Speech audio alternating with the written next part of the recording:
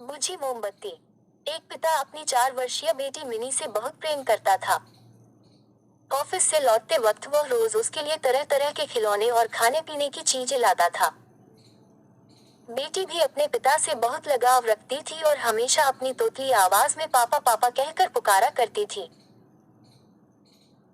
दिन अच्छे बीत रहे थे कि अचानक एक दिन मिनी को बहुत तेज बुखार हुआ। सभी घबरा गए, वे दौड़े भागे डॉक्टर के पास गए, पर वहां ले जाते मिनी की मृत्यु हो गई।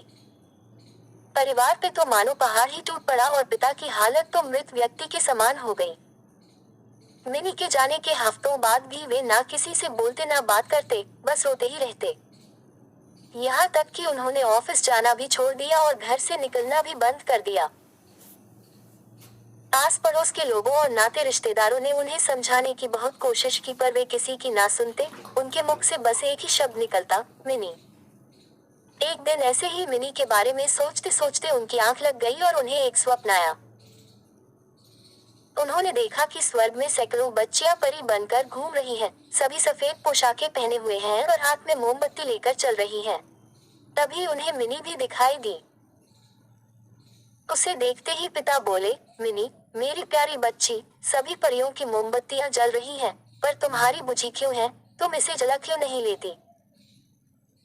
मिनी बोली, पापा, मैं तो बार बार मोमबत्ती जलाती हूँ, पर आप इतना रोते हो कि आपके आंसुओं से मेरी मोमबत्ती बुझ जाती है। ये सुनते ही पिता की नींद टूट गई। उन्हें अपनी गलती का एहसास हो गया। वे समझ गए कि उनके इस तरह दुखी रहने से उनकी बेटी भी खुश नहीं रह सकती, और वह पुनः सामान्य जीवन की तरफ बढ़ने लगे।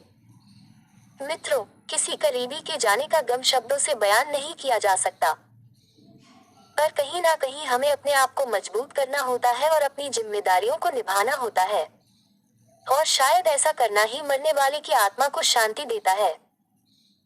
इसमें कोई संदेह नहीं कि जो हमसे प्रेम करते हैं वे हमें खुशी देखना चाहते हैं, अपने जाने के बाद भी।